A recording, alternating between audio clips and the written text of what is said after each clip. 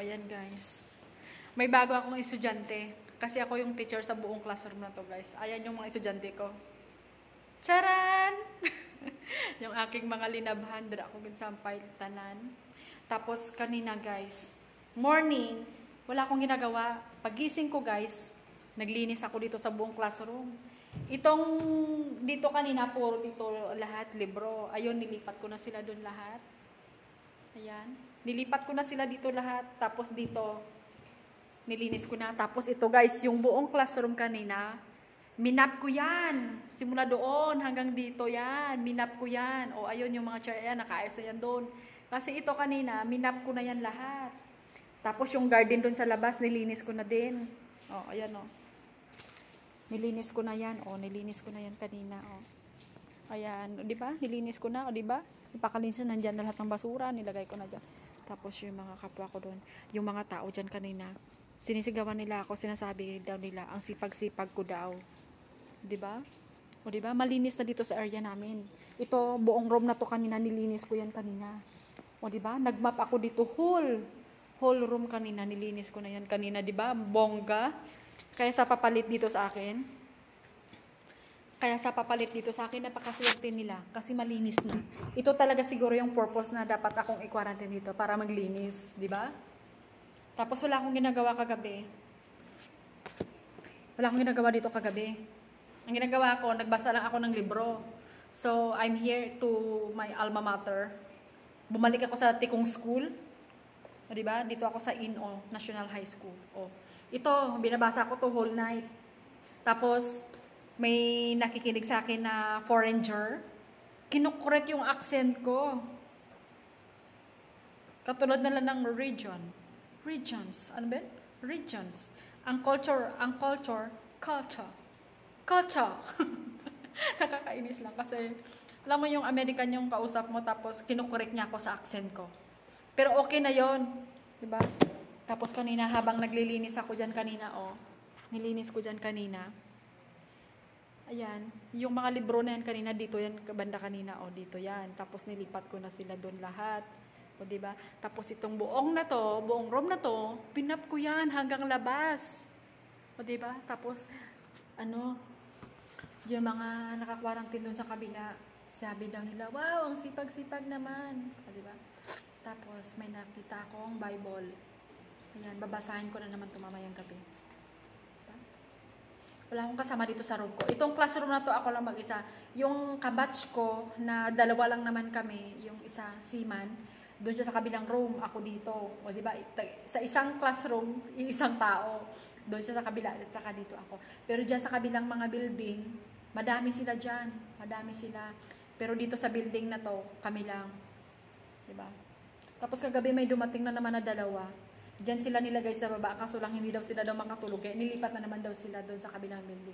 Tapos yung total dito, sa buong school na to, ang total na mga tao dito is 50. 50 people ang nandito lahat naka-quarantine. 14 days. Diba? Hindi pa kami na swab test dito. Pero pag alis namin sa Manila, na swab test na kami. Tapos pagdating na naman dito, isa-swab test na naman kami daw. After 6 days, inoobserbahan pa kami. After 6 days, isa-swab test kami ulit. Tapos dito guys,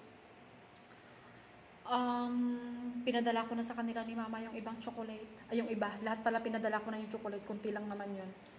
Tapos, yung mga damit ko sana, papalaban ko sana sa kanila. Papadala ko na sana. Kaso lang hindi din pala pwede. After 3 days pa daw, bago nila makuha yung mga damit ko. Kasi, hindi daw pwede kasi trinabil daw. Kaya, hindi sila makapaglaban ng damit ko. Kaya kanina, ang ginawa ko kanina, naglaba ako, nag-gardening ako kanina, nag-map ng floor, o diba, nagwalis-walis ako dito, tapos inayos kong mga libro dyan ng mga estudyante, o diba, kaya pag papasok na yung mga estudyante dito, malinis na yung room nila, or yung papasok na magka-quarantine dito, malinis na yung room nila. Nasa nasa Morsha National High School ako, dito ako nilagay. Yung iba sa Alig, kaso lang, tapos yung iba sa Caliban daw, sa Caliban nila dinala, pero dito, ang nilagay nila dito sa Morsha National High School, more on OFW andito. Ang nakalagay, more on OFW. Pero yung sinundo nila sa batch ko, dalawa lang kami. Isang seaman at saka ako. Sea base and land base. Dito kami nilagay na dalawa. Pero guys, hindi pala nila ini-expect na pati pala ako susunduin nila kasi nung time pala na yun, yung nag-coordinate sa kanila isa lang, ito lang si Siman. Ako hindi ako kasama. Buti na lang, nung dumaan sila dun sa airport, tinawag nila ulit na Morsha, kaya ako nadaanan nila. O, diba? Di sana, kahapon lang sana ako. Pero okay naman dito guys. Tapos yung dito sa quarantine area, pwede kang magluto. Pwede kang magpabili sa labas ng lulutuin mo. Tapos pwede kayong magluto dito. Pero okay lang din. Okay naman yung food nila dito katulad kanina. Yung pagkain nila kanina is munggo na may langka. Tapos may pritong bangos. O, diba? Ang sarap. Kahapon, yung pinadala ni mama sa akin na food, ubos na yun. Kinain ko na kahapon pa lang. At saka kagabi, kinain ko na kaya naubos. Dito sa quarantine area, okay lang kaysa doon sa Manila, sa hotel, you know. Kasi guys, doon sa Manila, kinakato ka lang talaga, hindi ka pwedeng makipag-usap kahit kanino doon. Kakatukin ka lang, nandyan na yung food mo, maboboring ka doon. Oo nga, okay nga doon, kaso lang syempre bored ka talaga kasi wala kang makausap doon. Dito, pwede kang makipag-usap, makalanghap ka ng fresh air. Doon, hindi mo pwedeng buksan yung bintana doon. Dito, fresh air. Pwede kang makapagpabili ng food dito. Oo. Quarantine pa rin ako dito, 14 days. After 6 days, isa-swab test kami ulit. Dito, isa-swab test kami ulit. So, after 3 days, makuha nila ni mama yung mga gamit ko. Yung pwede lang ilabas pagdating mo rito is chocolate lang. Pero yung mga the rest na mga gamit ng yung mga damit mo, hindi mo pa pwedeng ilabas. Chocolate lang pwede mong ilabas. Chocolate lang kasi matutunaw. Pero yung mga damit, hindi pwedeng ilabas. Hindi pwedeng ilabas. Dito lang. Kasi, hindi, in-observeran pa daw nila. After 3 days pa daw nila makuha. Tapos, after 6 days, isa-swab test kami ulit. Di ba? Daming chichiborechi na ngayon dito, guys. Pero at least, mas okay ako dito sa room ko. Sa classroom ko kasi ako lang mag-isa. Ang linis ng classroom. Kasi, nilinis ko na lahat. Diba? Tapos may mga tao dyan sa kabilang building, tinatawag nila ako kanina. Na doon daw ako kumain ng lunch. Sabi ko hindi, ayoko. Kasi sabi ko hindi pa ako na-swab. Sila na-swab na sila. Nag-aantay na lang yan sila ng ilang days na lang. Tapos lalabas na yan sila. Ako at saka yung isang ka-roommate ko dyan sa kabila, hindi pa kami pwedeng makipag usap kahit kanino. Kami okay lang dalawa kasi batch naman kaming dalawa. Pero sa iba hindi kami pwedeng makipag-usap kasi yung iba na-swab na. Pero kami hindi pa kami na-swab. After 6 days pa daw. So magtatagal pa kami dito. 14 days talaga guys. Pero mas okay lang yan kasi pwede ka naman magpahatid sa family mo dito ng food. Kaso lang, bawal ang social distancing. Kahapon yung si mama pumunta dito. Nandun siya sa court, nandito ako, ang layo-layo ko guys. Siguro mga 10 meters. 10 meters siguro yung layo namin, hindi kami nag-usap. Yung pera na nagpabili kasi ako kahapon ng tubig. Nagpabili ako ng tubig. Tapos, inisprehan pa yung pera bago ibigay sa nanay ko doon. Diba ang layo. Yun lang guys. Hindi ka naman dito kasi may ano ka naman, may kausap ka naman dito kahit pa paano. Ngayon ko lang ni-live. Nag-live lang ako.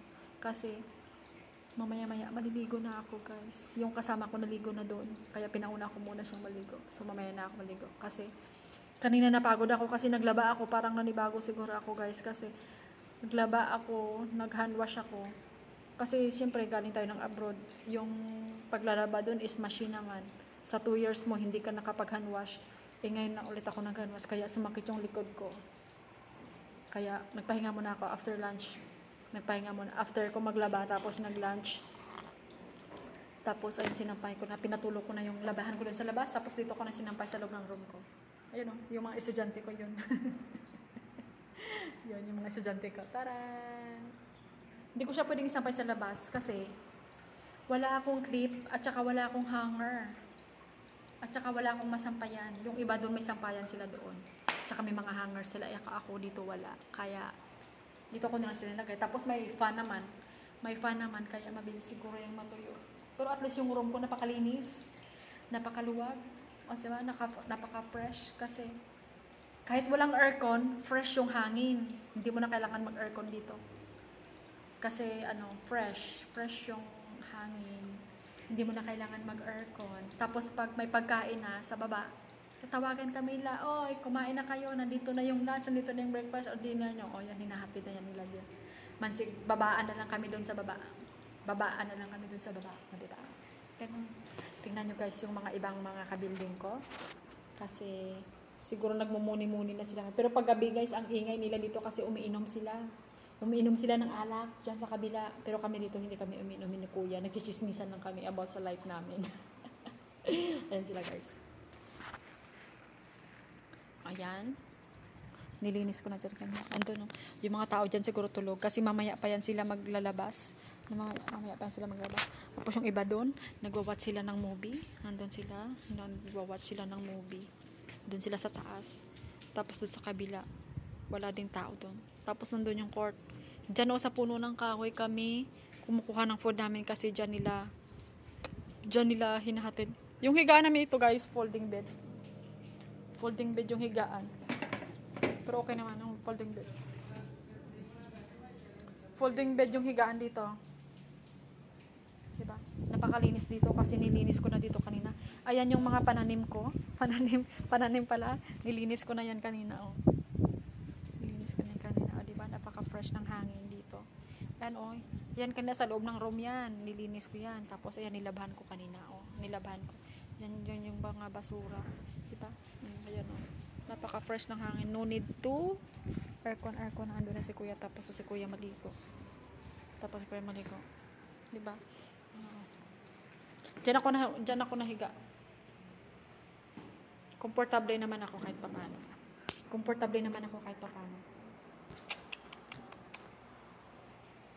Paysa dun sa may Manila, higa ka lang ng higa.